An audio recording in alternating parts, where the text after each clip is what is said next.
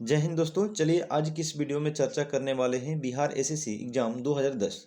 दोस्तों यदि आप भी बिहार एसएससी और बिहार दरोगा का तैयारी करना चाहते हैं तो आप हमारे चैनल से जुड़ सकते हैं और अपने तैयारी को बेहतर बना सकते हैं। दोस्तों इस चैनल के माध्यम से डेली सुबह 9:30 बजे के बाद बिहार दरोगा प्रैक्टिस सेट का लाइव डिस्कशन दिया जाता है और डेली शाम 5 बजे बिहार दरोगा और बिहार एसएससी का प्रीवियस ईयर दिया जाएगा। तो चलिए अब आगे बढ़ते हैं, प्रश्न की ओर बढ़ते हैं। पहला प्रश्न है वंदे मातरम गीत में किस विद्रोह का चित्रण किया गया है। तो ध्यान रखिएगा कि वंदे मातरम गीत में किस विद्रोह का चित्रण किया गया है। वो किया गया है सन्यासी विद्रोह का। किसका किया गया है? तो सन्यासी विद्रोह का। ये वंदे मातरम जो है किसकी रचना है? तो बंकिम चंद्र चटर्जी की। ध्यान रखिएगा बंकिम चंद्र चटर्जी से। और ये वंदे मातरम कहाँ से लिया गया है? तो आनंद मठ से लिया गया है। कहाँ से? तो आनंद मठ से। ध्यान रखिएगा किसकी रचना है? तो बंकिम चंद्र चटर्जी की। इसके बाद है भारतीय संविधान में किस आधार पर आरक्षण प्रदान किया गया है। इसका जो ऑप्शन है धर्म, बी जाति, स्थान, सी और डी उम्र। इसका जो राइट आंसर होगा वो होगा ऑप्शन बी, यानी जाति के आधार पर संविधान में आरक्षण प्रदान किया गया है। इसके बाद है किस खिलाड़ी को उत्तर प्रदेश का पहला कांसीराम खेल रत्न अवार्ड मिला है। तो ध्यान रखिएगा कि उस समय का ये करंट है। तो ध्यान रखना है कि उत्तर प्रदेश का पहला कांसीराम खेल रत्न अवार्ड किसे दिया गया है? तो वो दिया गया है रुद्र प्रताप सिंह को। किसे दिया गया था? तो रुद्र प्रताप सिंह को दिया गया था। इसके बाद ध्यान रखिएगा कि उत्तर प्रदेश के सीएम कौन है? तो वो हैं आदित्य योगीनाथ हैं। इसके बाद राज्यपाल कौन है? तो आनंदीबेन पटेल हैं। ध्यान रखिएगा। इसके बाद है कि यूरो द्वितीय नर्मस का संबंध किस क्षेत्र से है। तो ध्यान रखिएगा कि यूरो द्वितीय नर्मस का संबंध किस क्षेत्र से जुड़ा हुआ है? तो वो जुड़ा है प्रदूषण नियंत्रण से। ध्यान रखिएगा किससे? तो प्रदूषण नियंत्रण से। इसके बाद है महात्मा गांधी को किसने सबसे पहले राष्ट्रपिता से संबोधित किया था। तो महात्मा गांधी को सबसे पहले राष्ट्रपिता किसने कहा था? तो सुभाष चंद्र बोस के द्वारा कहा गया था। ध्यान रखिएगा कि महात्मा गांधी को सबसे पहले राष्ट्रपिता के रूप में किसने संबोधित किया था? तो सुभाष चंद्र बोस के द्वारा किया गया था। इसके बाद ध्यान रखिएगा कि सरोजिनी नायडू के द्वारा लॉर्ड इरविन और महात्मा गांधी को दो महात्मा कहा गया था। इसके बाद है कूका आंदोलन कहाँ से संबंधित है। तो कूका आंदोलन का संबंध कहाँ से है? तो वो है पंजाब से। ध्यान रखिएगा कूका आंदोलन का संबंध किस राज्य से है? तो पंजाब क्षेत्र से है। इसके बाद ध्यान रखिएगा कि कूका आंदोलन का नेतृत्व किसके द्वारा की गई थी? तो राम सिंह के द्वारा की गई थी। कूका आंदोलन का नेतृत्व किसके द्वारा की गई थी? तो राम सिंह के द्वारा की गई थी। कब? तो 1872 ईस्वी में। और इस राम सिंह को अंग्रेजों द्वारा कहाँ पे बंदी कर दिया गया था? तो रंगून में। ध्यान रखिएगा रंगून में, जो म्यांमार में स्थित है। तो ध्यान रखिएगा कि कूका आंदोलन का संबंध किससे है? तो पंजाब क्षेत्र से। इसके बाद है ए पैसेज टू इंडिया पुस्तक किसकी रचना है। तो ए पैसेज टू इंडिया जो पुस्तक है वो किसकी है? तो वो है E.M. फोस्टर की। ध्यान रखिएगा ए पैसेज टू इंडिया पुस्तक किसकी रचना है? तो E.M. फोस्टर की है। इसके बाद ध्यान रखिएगा कि ए पैसेज टू इंग्लैंड किसकी पुस्तक है? ये है नीरज सिंह चौधरी की है। ध्यान रखिएगा कि नीरज सिंह चौधरी की पुस्तक कौन सी है? तो ए पैसेज टू इंग्लैंड। इसके बाद है कोपेनहेगन किस देश की राजधानी है। तो जो कोपेनहेगन है वो किस देश की राजधानी है? वो है डेनमार्क की। ध्यान रखिएगा कहाँ की? डेनमार्क की। इसके बाद ध्यान रखिएगा इंडोनेशिया की राजधानी कहाँ पे है? तो जकार्ता है। इसके बाद है कनाडा की राजधानी कहाँ पे है? तो ओटावा है। ध्यान रखिएगा ओटावा। इसके बाद है आयरलैंड की राजधानी कहाँ पे है? तो हेलसिंकी। इसके बाद है कि भारतीय सुरक्षा तंत्र में ध्रुव क्या है। तो भारतीय सुरक्षा तंत्र में ध्रुव का संबंध किससे है? तो वो है उच्च तकनीक हेलीकॉप्टर। ये क्या है? तो उच्च तकनीकी का एक हेलीकॉप्टर है। ठीक है। इसके बाद है आज नवरत्न का अर्थ है। तो चलिए देखते हैं आज नवरत्न का जो अर्थ है वो है, इसका जो राइट आंसर होगा वो होगा केंद्रीय लोक उद्यम विभाग द्वारा कंपनियों को दिया गया दर्जा। ध्यान रखिएगा, आज नवरत्न का संबंध किससे है? इसका अर्थ होता है केंद्रीय लोक उद्यम विभाग द्वारा कंपनियों को दिया गया दर्जा। इसके बाद है कि सारनाथ स्थित स्तंभ का निर्माण किसने करवाया था? तो ध्यान रखिएगा कि सारनाथ में स्थित स्तंभ का निर्माण किसके द्वारा कराया गया था? तो अशोक के द्वारा कराया गया था। इसके बाद ध्यान रखिएगा कि जो अशोक थे वो मगध की गद्दी पर कब बैठे थे? तो 269 ईसा पूर्व में बैठे थे। इनके पिता कौन थे? तो बिंदुसार। ध्यान रखिएगा किसके उत्तराधिकार थे? तो बिंदुसार के थे। इसके बाद है इनकी माता के नाम क्या था? शुभाधरंगी। ठीक है, शुभाधरंगी नाम था इनके माता के नाम। इसके बाद ध्यान रखिएगा कि ये मगध की गद्दी पर बैठने से पहले कहाँ के राज्यपाल थे? तो अवंती के राज्यपाल थे। ध्यान रखिएगा अवंती के राज्यपाल थे। इसके बाद है हरिजन बंधु नामक पत्रिका का नाम बदलकर क्या रखा गया था? तो ध्यान रखिएगा कि हरिजन बंधु नामक पत्रिका का नाम बदलकर क्या रखा गया था? तो उसका नाम रखा गया था हरिजन। क्या रखा गया था? हरिजन। और ये किसकी पत्रिका है? तो महात्मा गांधी की है। तो ध्यान रखिएगा कि नवजीवन, यंग इंडिया, हरिजन, इंडियन ओपिनियन, ये किसकी पत्रिका है? तो महात्मा गांधी के हैं। अब ध्यान रखिएगा कि जो महात्मा गांधी थे इनके बचपन के नाम क्या था? तो मोनिया। ध्यान रखिएगा महात्मा गांधी के बचपन के नाम क्या था? मोनिया था। और इनका उपनाम क्या था? तो काबा गांधी। काबा गांधी। ध्यान रखिएगा बहुत वीवीआई प्रश्न है कि बचपन के नाम मोनिया और उपनाम क्या था? काबा गांधी। इनका जन्म 2 अक्टूबर 1869 ईस्वी में गुजरात में हुआ था। इसके बाद है कि किस भारतीय भाषा को बोलने वाले लोगों की संख्या विश्व में हिंदी के बाद सबसे अधिक है? तो ध्यान रखिएगा कि भारत में सर्वाधिक बोली जाने वाली भाषा कौन सी है? तो वो है हिंदी। और दूसरे क्रम पर कौन सा है? तो वो है बांग्ला। ध्यान रखिएगा कि भारत में सर्वाधिक कौन सी भाषा बोली जाती है? तो हिंदी बोली जाती है। और दूसरा कौन सी है? तो वो है बांग्ला। इसके बाद है कि शब्द ईड संबंधित है। तो शब्द ईड का संबंध किससे है? वो है आत्ममोह से। किससे है? तो आत्ममोह से। इसके बाद है कि स्वर्णिम चतुर्भुज योजना किस क्षेत्र से संबंधित है? तो ध्यान रखिएगा कि स्वर्णिम चतुर्भुज योजना का संबंध किससे है? तो इसका जो ऑप्शन है गणित विश्लेषण, रेल मार्ग, जल मार्ग। तो इसका जो राइट आंसर होगा वो होगा सड़क मार्ग से। ध्यान रखिएगा किससे है? तो सड़क मार्ग से। इसके बाद है निम्नलिखित में से किसने दीन ए इलाही धर्म को स्वीकार किया था? तो दीन ए इलाही धर्म को किसने स्वीकार किया था? इसका जो राइट आंसर हो जाएगा इनमें से कोई नहीं। किसके द्वारा की गई थी? तो बीरबल के द्वारा। ध्यान रखिएगा इनका पूरा नाम क्या था? तो महेश दास। तो किसके द्वारा किया गया था? ध्यान रखिएगा कि दीन ए इलाही धर्म को अपनाने वाला पहला एवं अंतिम हिंदू कौन था शासक? तो वो था बीरबल। ठीक है, जो इनका नाम था महेश दास। इसके बाद ध्यान रखिएगा कि दीन ए इलाही धर्म को किसने प्रारंभ किया था? तो वो किया था अकबर के द्वारा। ठीक है, अकबर के द्वारा किया गया था। कब? तो 1582 ईस्वी में। और ध्यान रखिएगा कि दीन ए इलाही धर्म के प्रधान पुरोहित कौन थे? तो वो थे अकबर। ध्यान रखिएगा कि दीन ए इलाही धर्म के प्रधान पुरोहित कौन थे? तो अकबर ही थे। इसके बाद है national gallery of modern art कहाँ स्थित है? तो ध्यान रखिएगा कि national gallery of modern art कहाँ पे स्थित है? तो वो नई दिल्ली में स्थित है। कहाँ पे है? तो नई दिल्ली में स्थित है। इसके बाद है निम्न में से कौन खरीफ फसल नहीं है? तो निम्न में से कौन सा खरीफ फसल नहीं है? ऑप्शन है चावल, मक्का, कपास। इसका जो राइट आंसर होगा वो होगा बरसीम। कौन सा होगा? इसका जो राइट आंसर हो जाएगा ऑप्शन डी हो जाएगा।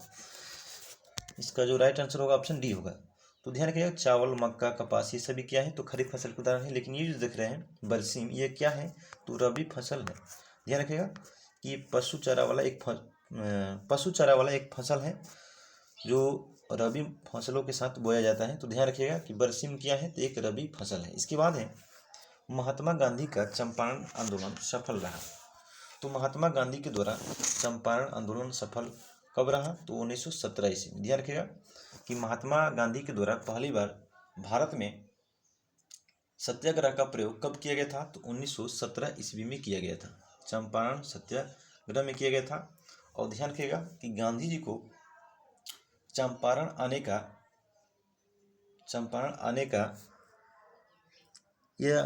आने को रिक्वेस्ट किसके द्वारा किया गया था? तो वो किया गया था किसके द्वारा? तो आप लोग इसका आंसर बताइएगा। इसके बाद क्वेश्चन है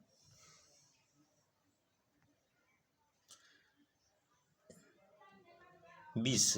क्वेश्चन नंबर 20 है कि सर्वप्राचीन विधि ग्रंथ कौन है? तो ध्यान रखिएगा कि सर्वप्राचीन विधि ग्रंथ कौन है? वो है मनुस्मृति। कौन सा है? तो मनुस्मृति है। ठीक है, इसका जो राइट आंसर हो जाएगा ऑप्शन ए होगा। इसके बाद कि गुप्त संवत कब प्रारंभ हुआ?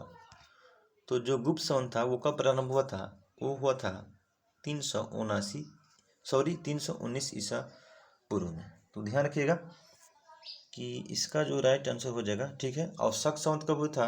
तो ये 78 ईस्वी में। ध्यान रखिएगा 78। इसके बाद है,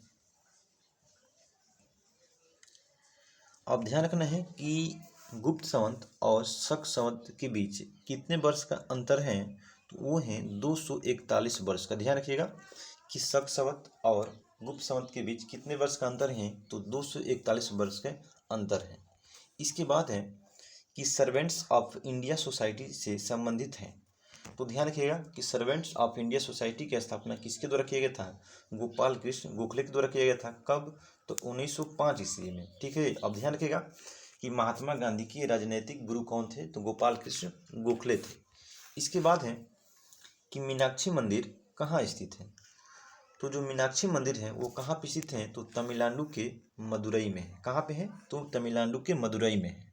अब ध्यान रखिएगा कि एक मदुरई के एक राजा थे, उनका नाम था तिरुमलई नायक। ठीक है, तो तिरुमलई नायक के द्वारा कौन सा मंदिर बनवाया गया था? तो मीनाक्षी मंदिर। मीनाक्षी मंदिर कहाँ पे है? तो तमिलनाडु के मदुरई में स्थित है। इसके बाद है हनुज दिल्ली दुरस्त अभी दिल्ली दूर है। तो ध्यान रखिएगा हनुज दिल्ली दुरस्त अभी दूर है किसने कहा था? तो किसके द्वारा कहा गया था? निजामुद्दीन औलिया के द्वारा कहा गया था कि दिल्ली अभी दूर है। किसको कहे थे? तो वो कहे थे MBT को। ध्यान रखिएगा मोहम्मद बिन तुगलक को कहे थे कौन? तो निजामुद्दीन औलिया कि दिल्ली अभी क्या है? तो दूर है। ठीक है, यानी भेंट करने से मना कर दिए थे कौन? निजामुद्दीन औलिया। किससे? तो मोहम्मद बिन तुगलक से। इसके बाद है गुप्त वंश का संस्थापक कौन था? तो जो गुप्त वंश के संस्थापक हैं वो कौन है? तो श्री गुप्त। ध्यान रखिएगा कि गुप्त वंश के संस्थापक कौन थे? वो हैं श्री गुप्त हैं। इसके बाद ध्यान रखिएगा कि पूना अभिलेख का संबंध किससे है? तो गुप्त वंश से है। ठीक है, गुप्त वंश के शासक श्रीगुप्त से है पूना अभिलेख का संबंध। ठीक है, और इसी से एक जानकारी मिलती है, वो है आदि राज। तो ध्यान रखिएगा कि आदि राज की उपाधि किसने धारण की थी? तो श्री गुप्त के द्वारा की गई थी। इसके बाद है तोल्काप्पियम ग्रंथ संबंधित है। जो तोल्काप्पियम ग्रंथ है उसका संबंध किस विषय से है? तो वो है व्याकरण से। ध्यान रखिएगा किससे है? तो व्याकरण से है। इसके बाद ध्यान रखिएगा कि इसके रचयिता कौन थे? तो वो थे तोल्काप्पियर। क्या नाम था? तो तोल्काप्पियर। ध्यान रखिएगा कि तोल्काप्पियम ग्रंथ का संबंध किससे है? तो व्याकरण से है। और इसके रचयिता कौन है? तो तोल्काप्पियर। ठीक है, इसके बाद है कि 1857 विद्रोह के समय भारत का गवर्नर जनरल कौन था? तो 1857 के विद्रोह के समय भारत का जो गवर्नर जनरल था वो था लॉर्ड कैनिंग। ठीक है, लॉर्ड कैनिंग। अब ध्यान रखिएगा कि भारत के अंतिम गवर्नर जनरल कौन थे? तो वो लॉर्ड कैनिंग था। और प्रथम वायसराय कौन था? तो लॉर्ड कैनिंग था। ध्यान रखिएगा इसका जो शासनकाल था वो था 1856 ईस्वी से लेकर 1862 ईस्वी के बीच था। इसके बाद है किसके शासनकाल में सबसे अधिक मंगोल आक्रमण हुए? तो ध्यान रखिएगा कि सर्वाधिक मंगोल आक्रमण किसके समय हुआ था? तो अलाउद्दीन खिलजी के समय हुआ था। ध्यान रखिएगा कि सर्वाधिक मंगोल आक्रमण किसके समय हुआ था? तो अलाउद्दीन खिलजी के समय हुआ था। इसके बाद ध्यान रखिएगा कि हजारनामा मंदिर का निर्माण किसने करवाया है? तो अलाउद्दीन खिलजी। हजार खंभा का भी निर्माण किसने करवाया है? तो अलाउद्दीन खिलजी। इसके बाद है कि दिल्ली सल्तनत की दरबारी भाषा थी, तो जो दिल्ली सल्तनत की दरबारी भाषा थी वो क्या थी? तो वो था फारसी था। ध्यान रखिएगा कौन सी भाषा थी? तो फारसी थी। अब ध्यान रखना है कि दिल्ली पर कुल कितने वंशों के द्वारा शासन किया गया था? तो 5। कितने वंशों के द्वारा? 5। चलिए इसे याद कर लेते हैं, देख लेते हैं। इसका जो ट्रिक है, गुल खिलातूं सोले में, ठीक है। तो गुल से हो गया गुलाम वंश, इसके बाद है खिल से हो गया खिलजी वंश, तू से हो गया तुगलक वंश, स से हो जाएगा सैयद वंश, और सोले अल्लाह से हो जाएगा लोधी वंश। तो ध्यान रखिएगा कि दिल्ली पर कुल कितने वंशों द्वारा शासन किया गया था? तो 5 वंशों के द्वारा शासन किया गया था। इसके बाद देखते हैं क्वेश्चन नंबर 30। दक्षिण भारत का सर्वोच्च पर्वत शिखर है। तो ध्यान रखिएगा कि दक्षिण भारत के सर्वोच्च पर्वत शिखर कौन सा है? तो वो है अनाई-मुदी। कौन है? तो अनाई-मुदी, जो पालनी पहाड़ी में स्थित है। ध्यान रखिएगा कि दक्षिण भारत का सबसे ऊंची चोटी कौन सी है? तो अनाई-मुदी है, जो किस पहाड़ी में स्थित है? तो पालनी पहाड़ी में स्थित है। इसके बाद ध्यान रखिएगा कि दक्षिण भारत की दूसरी सबसे ऊंची चोटी कौन सी है? तो वो है दोदा बेटा। ध्यान रखिएगा जो किस पहाड़ी के हैं? तो नीलगिरी पहाड़ी के। तो नीलगिरी पहाड़ी के सबसे ऊंची चोटी कौन सी है? तो दोदा बेटा है। इसके बाद है ध्यान रखिएगा कि दक्षिण भारत के सर्वोच्च पर्वत शिखर कौन से हैं? तो अनाई-मुदी। इसके बाद है काराकोरम पर्वत श्रेणी का पूर्व नाम क्या है? तो काराकोरम पर्वत श्रेणी का पूर्व नाम क्या है? वो है केटू। ध्यान रखिएगा कि काराकोरम पर्वत श्रेणी का प्राचीन नाम क्या है? सॉरी, इसका जो राइट आंसर केटू नहीं होगा, काराकोरम पर्वत श्रेणी का इसका जो राइट आंसर होगा ऑप्शन होगा बी, ठीक है, कृष्णागिरी। क्या नाम है? तो कृष्णागिरी। ध्यान रखिएगा कि काराकोरम पर्वत श्रेणी के पूर्व नाम क्या है? तो वो है कृष्णागिरी। अब इसके बाद ध्यान रखिएगा कि जो भारत की सबसे ऊंची चोटी है वो है कौन सा? तो केटू, ठीक है। भारत की सबसे ऊंची चोटी कौन सी है? केटू है या गार्ड ऑस्ट्विन है, जो किस पर्वत श्रेणी में स्थित है? तो काराकोरम पर्वत श्रेणी में स्थित है। इसकी ऊंचाई कितनी है? तो 8611 मीटर, 8611 मीटर ऊंचाई है किसकी? तो केटू की। और ध्यान रखिएगा कि भारत की सबसे ऊंची चोटी कौन सी है? केटू है, जो किस पर्वत श्रेणी में स्थित है? तो काराकोरम पर्वत श्रेणी में है, और इसका पूर्व नाम क्या है? तो कृष्णागिरी है। इसके बाद है कि टिहरी बांध किस राज्य में है? तो टिहरी बांध जो है किस राज्य में है? तो वो है उत्तराखंड में। ध्यान रखिएगा उत्तराखंड में है। किस नदी पे? तो भागीरथी नदी पे। भागीरथी नदी पे है। और ध्यान रखिएगा उत्तराखंड के सीएम कौन है? तो पुष्कर सिंह धामी है, पुष्कर सिंह धामी। और यहाँ पे विधानसभा की कुल कितनी सीटें हैं? तो 70 है। इसके बाद है कि भारत का सबसे ऊंचा जलप्रपात कौन सा है? तो जो भारत का सबसे ऊंचा जलप्रपात है वर्तमान में वो है कुंचिकल जलप्रपात, जो किस नदी पे स्थित है? तो बराही नदी पे है। ध्यान रखिएगा कि कुंचिकल जलप्रपात भारत का सबसे ऊंचा जलप्रपात है, जो किस नदी पे स्थित है? बराही नदी पे है। कहाँ पे? तो कर्नाटक में। अब ध्यान रखिएगा उस समय का ये क्वेश्चन है, तो ऑप्शन होगा सी। लेकिन ध्यान रखना है कि वर्तमान में कौन है? कुंचिकल है, जो किस नदी पे? बराही नदी पे। कहाँ पे? कर्नाटक में। इसके बाद ध्यान रखिएगा कि यहाँ पर जो देख रहे हैं कि जोग जलप्रपात या गरसोपा जलप्रपात, तो जोग जलप्रपात या गरसोपा जलप्रपात का नया नाम क्या है? तो महात्मा गांधी जलप्रपात। ध्यान रखिएगा जो किस नदी पे है? तो शरावती नदी पे है। ये भी कहाँ पे? तो कर्नाटक में। इसके बाद है कि संसार की सबसे गहरी झील कौन है? तो विश्व की सबसे जो गहरी झील है वो कौन से है? तो बैकाल झील है। ध्यान रखिएगा कि विश्व की सबसे गहरी झील कौन सी है? तो बैकाल झील है, जो कहाँ पे है? रूस में। इसके बाद ध्यान रखिएगा कि विश्व के सबसे बड़ी झील कौन सी है? तो वो है सुपीरियर झील। ध्यान रखिएगा, नहीं सॉरी, कैस्पियन सागर झील, ठीक है। इसके बाद है कि मीठे पानी की झील कौन सी है? तो सुपीरियर झील है। इसके बाद है कि झूम कृषि करने वाले मुख्य जनजाति हैं। तो ध्यान रखिएगा कि झूम कृषि करने वाले मुख्य जनजाति कौन सी हैं? तो वो है गारो। कौन सी जनजाति है? गारो है। कहाँ पे? इसके बाद ध्यान रखिएगा कि मेघालय।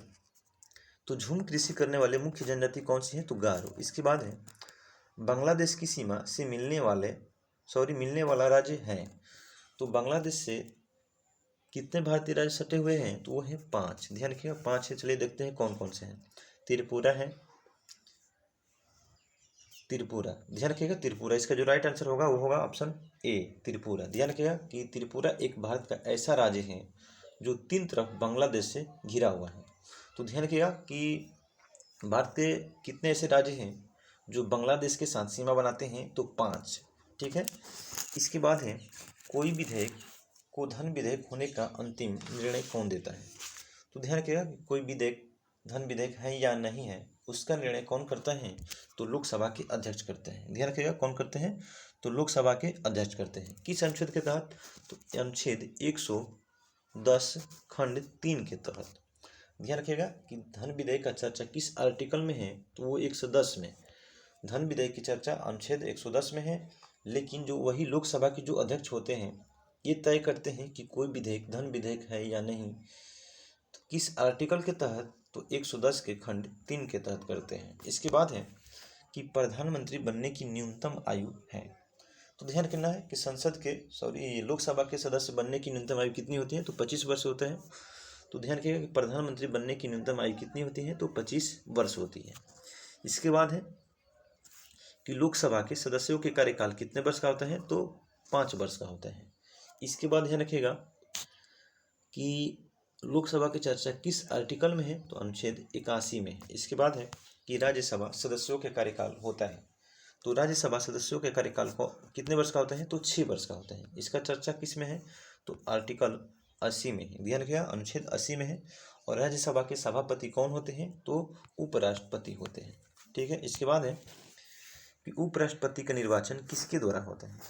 तो जो उपराष्ट्रपति हैं उनका जो निर्वाचन होता है वो होता है संसद द्वारा। ध्यान रखिएगा कि उपराष्ट्रपति के निर्वाचक मंडल में कौन भाग लेते हैं? तो लोकसभा के सदस्य और राज्यसभा के सदस्य लेते हैं। ध्यान रखिएगा कि उपराष्ट्रपति के निर्वाचन में कौन भाग लेते हैं? तो लोकसभा के सदस्य और राज्यसभा के सदस्य यानी संसद। इसके बाद है कि कौन भारत के राष्ट्रपति के चुनाव में भाग नहीं लेता है?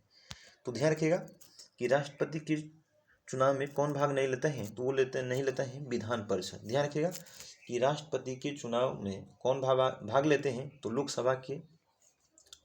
लोकसभा के निर्वाचित सदस्य, राज्यसभा के निर्वाचित सदस्य और विधानसभा के निर्वाचित सदस्य, ये तीनों भाग लेते हैं किसमें? तो राष्ट्रपति के चुनाव में। इसके बाद ध्यान रखिएगा, चलिए क्वेश्चन आगे देखते हैं कि राज्यसभा के लिए नामांकित प्रथम अभिनेत्री कौन थी? तो ध्यान रखिएगा कि राज्यसभा के सदस्य बनने वाली प्रथम अभिनेत्री कौन थी? वो थी नरगिस दत्त। कौन थी? नरगिस दत्त थी। अब ध्यान रखिएगा कि भारत के राष्ट्रपति के द्वारा साहित्य, कला, समाज सेवा और विज्ञान, ध्यान रखिएगा कि साहित्य, कला, समाज सेवा और विज्ञान के क्षेत्र में लोगों को मनोनीत किया जाता है राज्यसभा में राष्ट्रपति के द्वारा। तो कितने लोगों को? तो 12 लोगों को। ध्यान रखिएगा कि राज्यसभा में राष्ट्रपति को कितने सदस्यों को मनोनीत करने का अधिकार है? तो वो है 12। इसके बाद है कि बच्चों को कारखाना में बलात् प्रवेश निषेध किस अनुच्छेद में है? तो ध्यान रखना है कि बच्चों को कारखाने में बलात्कार यानी उससे ज़बरदस्ती नहीं करा सकते हैं काम। तो किस आर्टिकल के तहत? अनुच्छेद 24 के तहत। बलात् प्रवेश निषेध का संबंध किस आर्टिकल से है? तो अनुच्छेद 24 से है। इसके बाद है क्वेश्चन कि भारत के संविधान को किसने अंगीकृत किया? तो भारतीय संविधान को किसके द्वारा अंगीकृत किया गया था? तो भारत की जनता के द्वारा। ध्यान रखिएगा कि भारत के संविधान को किसके द्वारा अंगीकृत किया गया था? तो भारत की जनता के द्वारा किया गया था। इसके बाद है ध्यान रखिएगा संविधान दिवस कब मनाया जाता है? तो 26 नवंबर को मनाया जाता है। इसके बाद ध्यान रखिएगा कब अंगीकृत किया था? तो 26 नवंबर 1949 ईस्वी को। ध्यान रखिएगा कि भारतीय संविधान को कब अंगीकृत किया गया था? तो 26 नवंबर 1949 ईस्वी को। और कब लागू हुआ? तो 26 जनवरी 1950 ईस्वी में। इसके बाद क्वेश्चन है कि राज्य में संवैधानिक विफलता होने पर किस धारा का प्रयोग किया जाता है? तो ध्यान रखना है कि राज्य में जब संविधान के नियम का पालन नहीं होता है तो किस धारा का प्रयोग किया जाता है? तो अनुच्छेद 356 का। ध्यान रखिएगा ना, ध्यान रखना है कि यहाँ पर लगता है राष्ट्रपति शासन। ध्यान रखना है क्या लगता है? तो राष्ट्रपति शासन। तो राष्ट्रपति शासन का संबंध किस आर्टिकल से है? तो अनुच्छेद 356 से। ध्यान रखिएगा। इसके बाद है राष्ट्रपति जो शासन है वो अनुच्छेद 356 और 365 के तहत। ध्यान रखना है कि जब केंद्र सरकार के निर्णय को जब कोई राज्य नहीं मानता है तो वहाँ पर भी क्या लगता है, तो अनुच्छेद 365 लगता है, यानी राष्ट्रपति शासन।